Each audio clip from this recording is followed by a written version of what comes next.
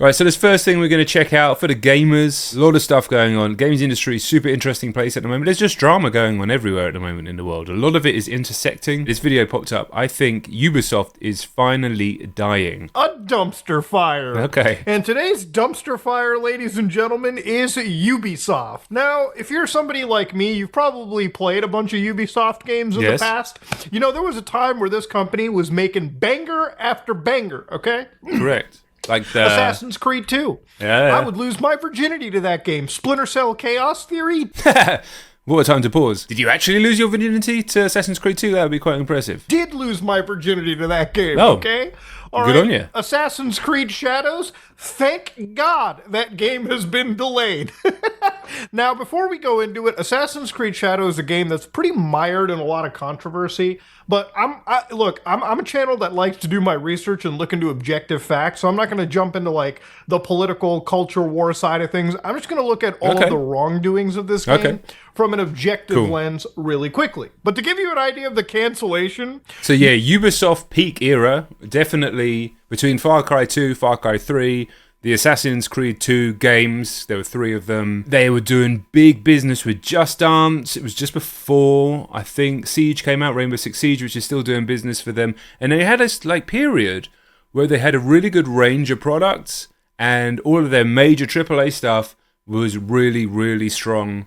And it just felt like they were just on it. And then things started to change massively. And as of recently, whew.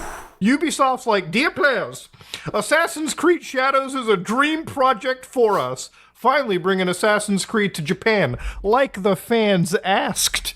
But you know what? Time's passed real quick. You know, there's tons of other games like Ghost of Tsushima that have basically... It does feel like they missed the boat so much. Obviously, people wanted Assassin's Creed Japan pretty much from the beginning, at least from the Assassin's Creed 2 era. It seemed to make sense as an era to go to. And Ghost of Tsushima just came and did that. And that was 5 years ago, nearly. And obviously the new one was announced. Ghost of Yotei, I think that it's called, was announced 2 days ago? Or yesterday? I'm getting confused with my days now. And then, like, the next day, Assassin's Creed Shadow, which is due out in a few weeks, gets delayed till February. Finally bringing the series to feudal Japan with many features developed by our community in mind, such as parkour or the renewed stealth, brought by new technology, all set in a beautiful and immersive world. This is an ambitious addition to the franchise, a rich experience that can be lived through the eyes of 2 unique protagonists. But we realize we need more time to polish and refine the experience. So I want to stress by saying that out of all of the L's Ubisoft has taken, this is a pretty smart decision, okay? If you know your game isn't ready for primetime release, don't release the game. Correct. Okay? Just don't do it. Especially if you're a company as large as Ubisoft, you can afford to delay your biggest project ever. Now, to give an idea, Assassin's Creed is like Grand Theft Auto for Rockstar Games, like Call of Duty for Activision, okay? It is still their tentpole title, meaning that that's the one that props everything else up.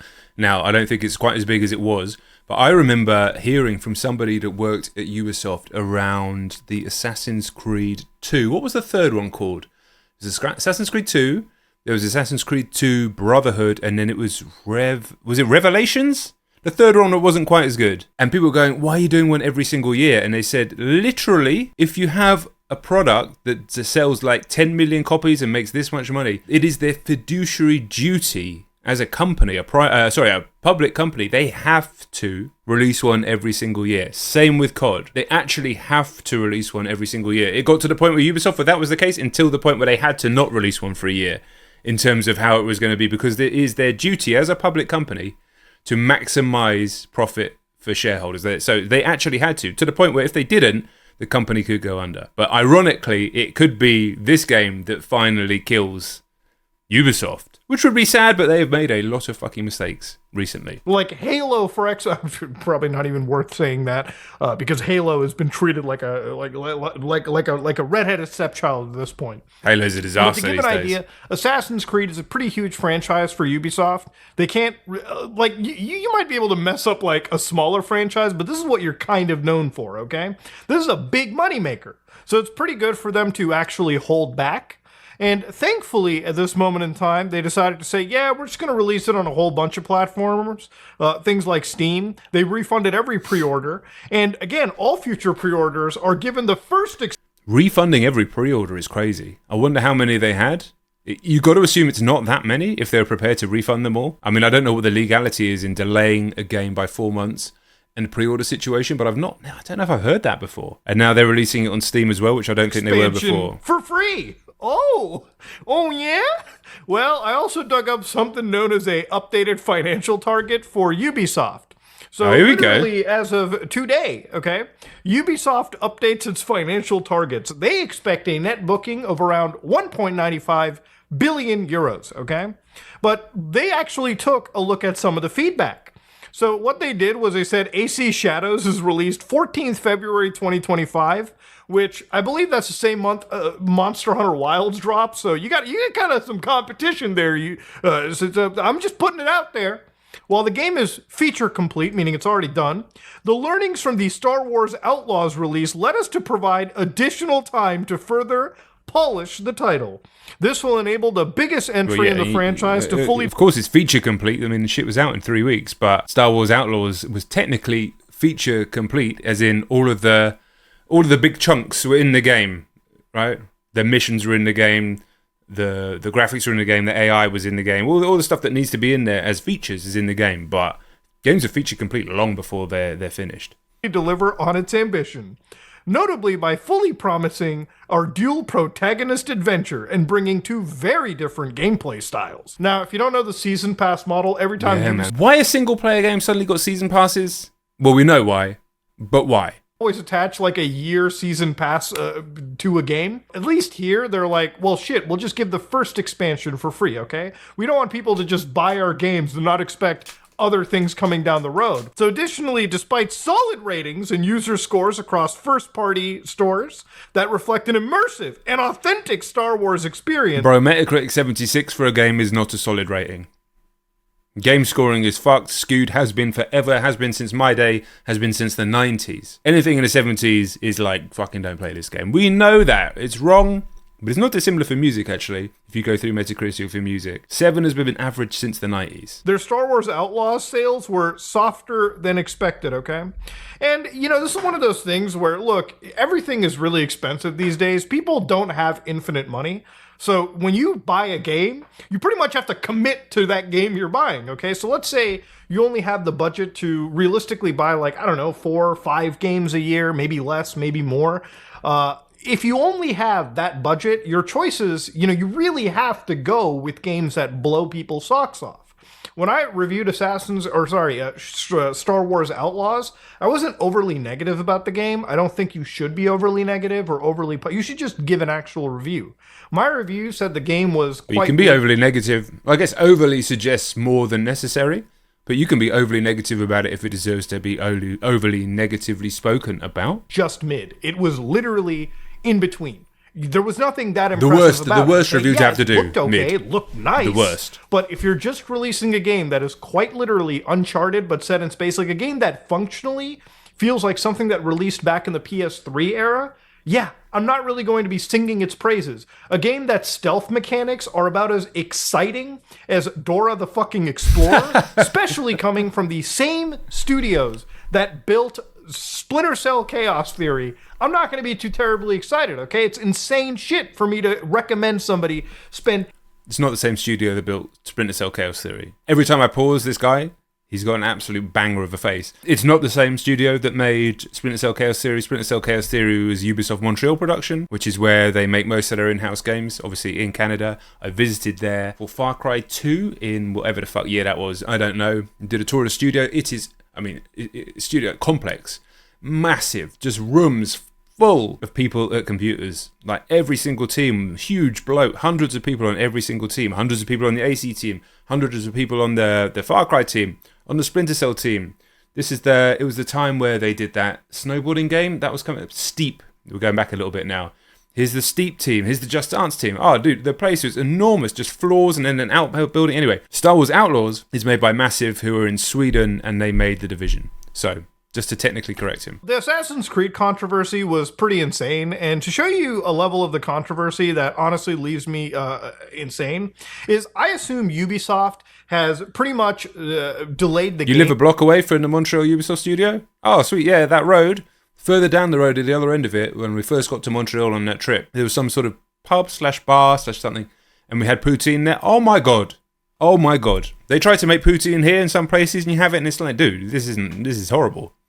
That, when you're dealing with like the flight and everything all tired, unbelievable. And to show you the level of backlash this game is getting, I'm going to play one clip right here. I am justice. This is why I've seen this before.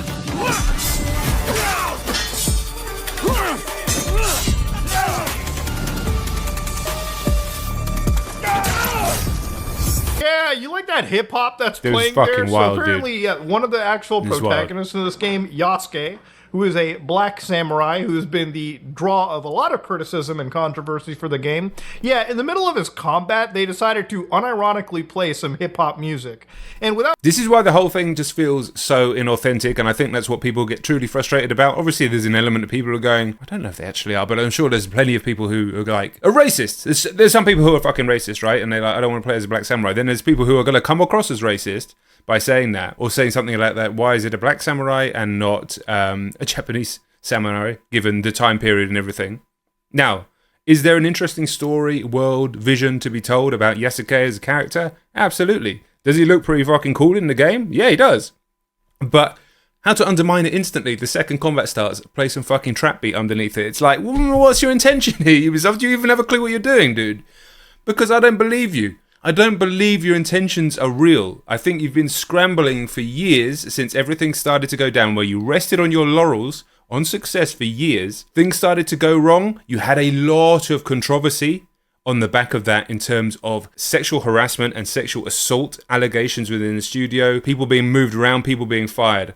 And then it felt like the company's scrambling for something, changed in a different direction and tried to appeal to a market that doesn't necessarily exist. And now everything just comes across as inauthentic. So, to reiterate, is there a fucking wicked-ass story, game, idea, world based around being the foreign samurai Yasuke in this period? Yes, abso-fucking-lutely. Do I believe Ubisoft is capable of nailing that? No. Case in point, this. Without realizing how fucking patently racist this shit sounds. Exactly. As if like, oh yeah, Exactly. black guy? Well, you know what kind of music we should put on that? Some hip-hop. You know, I played Assassin's Creed Origins. Great game. Amazing title, by the way. Great return to form. You know, they never played some hip-hop, okay? Thank God they never dug through the archives of P. Diddler to play that in the middle of the game. Okay? That would have been another controversy. Yeah, no trap beats when I was walking around near where I live in Assassin's Creed Valhalla either. No trap beats being played. Funny that. Just because Bayek was the main character. So now Yasuke's over here in Japan, you know, back in the olden days. Yeah, they just decided to play some hip-hop in the middle of the combat. And, you know, to give you an idea of how offensive this can be to a community of people, imagine if they made Assassin's Creed like India or something, right? Like Assassin's Creed New Delhi. All right, and all of a sudden, as the main character is fighting, you know, you just hear the background, or even better, like you just started hearing that shit in the background. Or even better, in the distance, there would be like an entire dance sequence happening. Fucking Bollywood style? Yeah. Yeah, of course people would be that does sound actually quite good, but yeah. offended. An entire country would be offended, okay? All right? We'd be shitting ourselves if we saw that. Laughing at the companies coming up with this goofy shit. So, yeah, obviously, you know, this is just one example of it. People have started to notice that during the exhibits at Tokyo Game Show 2024 on September 26th, they actually pulled their exhibit out, okay? They pulled out any showcase of gameplay. No one complained when Neo 1 had a white Irish samurai as the main character. I thought he was English, but regardless. Yeah, I mean, yeah, that's definitely a point, but I think a couple of things happened there. One, Japanese studio. Two, didn't ever feel like they were making some sort of cultural / political point, appealing to something. It's a fair point, but it felt the authenticity of it felt different. Another example of Ubisoft's poor understanding of like Japanese history is in some of their actual showcases. One literal post from Assassin's Creed FR over here where they're showing the spirit of Assassin's Creed Shadows. One of the swords over here, right, if you're looking carefully. Problem is these companies are doing this because it's a trend and not actually because they want to showcase different cultures, so it just ends up being forced to sell. Exactly that, and you can feel it, you can smell it, you can sense it, right? You know when something's from a beautiful, authentic place, and you know when something isn't. And Ubisoft keep doing the stuff that isn't, and then look, people poke at it a little bit, and all this stuff starts coming out. Well, this sword in particular, if you look at it real carefully, yeah, that's actually something bought off of like a anime store for a one-piece design, right? Like literally that sword base was bought off of there. And the thing about it is that sword itself literally resembled a sword from fucking One Piece. So yeah, the people that were actually, you know, working on the historical accuracy of the game, bro, it's just the equivalent of getting stuff off Google Images. Go balls deep or something and dig out, you know, something that would actually be pertinent to the region in reality at the time. Now, if you want to see an actual gang war in reality, something even more sinister and wilder than the Hell's Angels gang fight, this is Yasuke's Wikipedia revision page history. Jesus. It is a current battleground on the internet, okay, between Wikipedia moderators and Wikipedia editors, figuring out what works and what doesn't work in regards. I mean, literally, you've got individuals revising accounts, figuring out who committed seppuku and where. It is actually insane to see. Now, to be fair, I really don't care about Yasuke being in the game. I'm interested in how they handle it. I think because of the controversy, I am actually more excited to see this character's role in the video game. I agree. And how Ubisoft handles it purely out of a fucking train wreck mentality. And just because it's garnered so much controversy. Also, the thing that they said is that whether they were scrambling or not, the messaging that they put out was that the idea is you're seeing this world in this time through a quote-unquote foreigner's eyes. I'm not too sure how much of a foreigner he is at that point if he's worked his way all the way up to being a samurai, but regardless, he's still obviously somebody who stands out in a crowd in that environment. So the kind of story and concept and world building around that does sound interesting. I think it came from a somewhat good-hearted intention place, but it just, everything's inauthentic. Nothing, it's not, I don't know. I would say that the display of the One Piece stuff is pretty bad. Yeah. I would also say that the game launching without fully being on disc is bad. But thankfully, because it's canceled, Ubisoft has no excuse but to provide the game on a fucking disc, but that's a whole separate story. I'm digital only. So apparently the person who was bringing up this whole Yasuke samurai stuff was apparently Thomas Lockley. Well done to Japanese gamers and Japanese historians. So the guy is effectively the godfather and architect of this Yasuke was a legendary samurai. 5 years ago, he found a few vague paragraphs referring to Yasuke in the historical record and somehow managed to write an entire 400-page book based on these few references. He himself admits that he had to fill in the blanks. So that one post, was there really a black samurai over here? I went to the actual video, which is back in 2019, so well before any of these controversies, and I just ran the actual like quotes and that these people were bringing up through the transcript, and yeah, they seem to actually exist. So according to, you know, this one interview, when asked and talked, is it at the point, one of the lines, at that time, not so much was known about him. It was only a few paragraphs, maybe a couple of pages, something like that. This is the factual, 1 points to Japanese version, and then I would ask to team up with Jeffrey Gerard and write the narrative version you see today, gestures to the actual narrative novel, which is still sold on Amazon for like $20. Most of the evidence had already been collected by other people, but it needed to be interpreted and put into context. The core things about Yasuke, they were already there, and that's what I read in 2009 when I first found the story. There was nothing else extra. And when we make the informed research-based assumptions, so I assume that was the one line that got people, you know, to sit down and say he probably, quote-unquote, filled in the blanks. Now, look, at the end of the day, I don't think anybody's arguing that this person existed. Obviously, they did, but the veracity of the historians covering it might be a bit questionable, right? And that's where, you know, you got a bunch of people jumping in saying writing 400 pages of conjecture, guesswork, assumptions, and filling in the blanks is not history. It becomes historical fan fiction and fantasy literature. But didn't he in that quote just say it was like there was a narrative to it? So, listen, I don't know. Wikipedia is an outlet. They use it as their primary source for things like the Yasuke articles. But anyways, this wasn't really an issue that I saw floating up because I don't know how connected this guy is to the AC Shadows. From my understanding, he's not really close to it.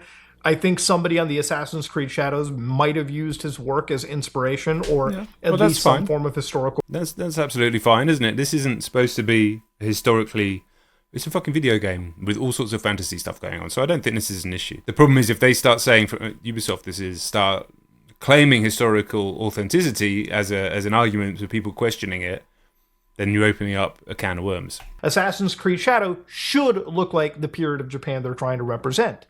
That being said, within an hour or two of these games, they're usually becoming like sci-fi, historical bending experiences, right? Like if you actually play like Assassin's Creed Valhalla and you enjoy like its actual like side content, as much of it is and as repetitive it is of it that if you enjoy all that side content, you're very quickly that psychopath. like all of the Viking gods and people that they looked up to, like Yggdrasil, I believe, correct me if I'm wrong, was like a supercomputer, and the fucking like the Viking gods were just like scientists from like a precursor race that were building like a supercomputer. It's insane shit. But I really think for the people that enjoy Assassin's Creed games and jump into them, they're very much willing to bend the historical accuracy because we understand what this franchise is basically all about. It's one of the reasons why I never jumped into that aspect of the controversy, because honestly, I felt like the people that were really ripping on it weren't really the Assassin's Creed players either. I don't disagree with you at all there, mate. Going back to that Thomas Lockley guy, there's been so much weird controversies that I've seen he deletes all online accounts from like and Japanese side of the internet. Hey, maybe he just didn't want to deal with all that shit, but again, I don't know. Translating this stuff is difficult. It's obviously in Japanese, so I'm working off machine translation. Again, the big thing was he set out a false image of Yasuke as this African samurai to the world, and this was discovered by the political correctness community, yada, yada, yada. It's become a whole subset of controversy attached to this one piece of controversy. But ultimately, at the end of the day, is Ubisoft delaying this game? Are they probably going to get rid of this Yasuke character? Probably not, just because the game is so late in development and they've already done... Like, getting rid of Yasuke at this point would pretty much be like a major rewrite, a rework of the game. I think at the end of the day, Ubisoft you literally realized they've been making a lot of mid-video games. A lot of video games that are open-world, forgettable, like, nonsense pieces that, you know, for them, if they want to survive in the AAA space, they actually have to be developing proper, tangible games. Assassin's Creed Shadows, nothing I've seen here shocks me from a development standpoint. Nothing here shows me a game that probably couldn't have been done on the PlayStation 4, okay? You probably could have nixed the ray tracing. We'll have to see. Probably could have. But I can see that this isn't the problem with this generation overall, right? Partly because so many of the games have been released across both platforms, and there was all the stuff with COVID and then the supply chain stuff, and so I can understand why this has happened to a point. But yeah, it has been massively underwhelming that so many of these games just feel like basically up-res versions of games that existed for years, even to the generation sort of before that, like the PS3 360 generation to a point. Super underwhelming, and there's nothing that's really come out that I can think of. I've felt like a real step up at all. Looks a bit nicer, sure. And in fact, so many of these games, in trying to increase their scope in terms of visuals or definition of things, have actually gone backwards in terms of quality, which is just depressing, really. Guys, with the amount of advancements in technical spaces we have, I really notice that it's only it needs to come from innovation that go out of their way to produce the actual amazing stuff. Yeah, completely. Because it's always been about innovation. The first game I ever played that I can remember, now I'm showing my age here, is literally Space Invaders around a friend's house, and it came on a floppy disk. Now, not the plastic floppy disks with the little metal bit that slides across, an actual 5.5-inch black floppy disk that was literally floppy. Another friend had a Marvel Superheroes game and something else on cassette tapes for a Commodore 64, and you'd load it, and it would load for like 30 minutes. You come back, shit didn't work.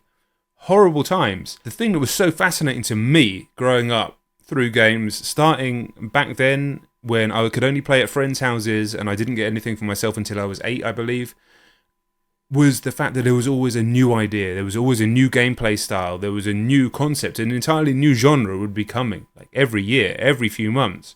And then as we moved into the 3D era, when I was a teenager, that's when I really started to get a deep connection with video games. And you must understand, when I was that age, I was a complete fucking outcast as a teenager for being a gamer. It's weird now. Obviously, every teenager now is a gamer. Literally every single one. It's super normal. Some are nerdier than others, but everybody plays games. Back then, I was basically the only one who was still playing games when I was 13, 14 years old. So I developed a deep connection with it. I used it as my escapism during tough times. at school. I had a rough old time at school. Was an outcast, was bullied heavily every single day. So I used games as my my coping mechanism. And PlayStation, PS1, N64 were my go-to. But what you'd always be getting at that time, like I said, it was all about innovation. Okay, there's graphical improvements and things, but it was all about innovation. You're going to see something that you'd literally never seen the idea of before. Constantly. Metal Gear Solid, I've never fucking seen that before. Now, technically, if I'd played the old Metal Gear games, I would have, but you know what I mean. GoldenEye, you can shoot them in the head, you can shoot them in the nuts. And that's what it was. That's what gaming was for a long period of time. True innovation, novelty, actual ideas, and I love that. And then it started to feel like it was being taken a little bit more seriously, like it was becoming an art form. And it was the back end of the PS2 era where I got my job in 2005 as a games journalist on magazines. And even all of that time that I was a games journalist on staff, which was 7 years, I believe, before I went freelance, you were seeing innovations come in. And some of it was graphical improvements, the HD era with 360 and stuff. But it came to a point, and I think the point was about a decade ago, where the innovation just died. The only innovation that we've had in the last 10 years, I'd say, is Battle Royale, outside of some VR stuff. Now, if people who play PC games might disagree with me, there may have been a few bits here and there, but it's just, everything's just kind of been a retread of the same ideas, a refinement to points, and actually a reductiveness in points. And then the industry has become so fractured because of everything going free to play. And my son is 13. I was saying basically the only game he plays that costs money to buy up front are Minecraft, which is dirt cheap, and FIFA. He's got into FIFA FC now.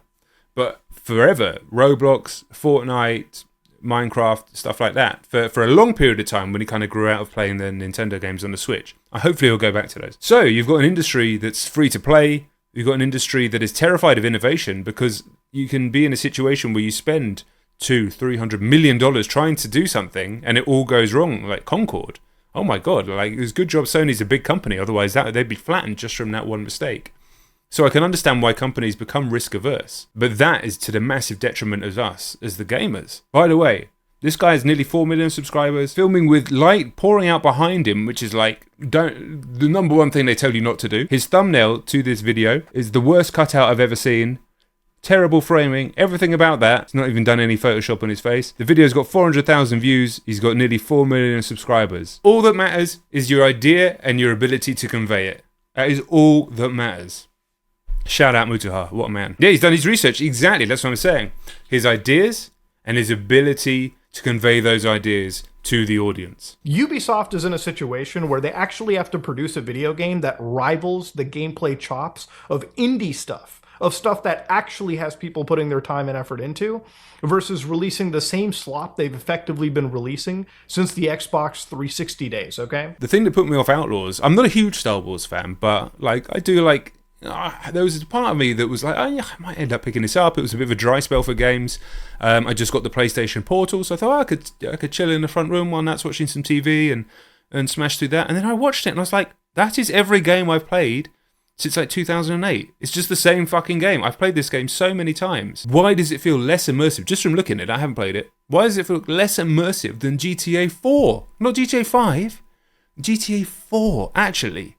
Than GTA 3, San Andreas, and Vice City, but we'll give them the benefit of the doubt. You know, those games are old as shit. But yeah, I wanted to talk about this because it's good that they've canceled it, but goddamn, the controversy around this game is just an interesting, mess to witness. If you like what you saw, please like, comment, and subscribe. Dislike it if you dislike it. I am out. Right, what a man. So yeah, I'll link the video. Obviously, a lot of you guys know who Muta is. Definitely, if you enjoyed that, go and drop a like on the video and subscribe if that's your cup of tea.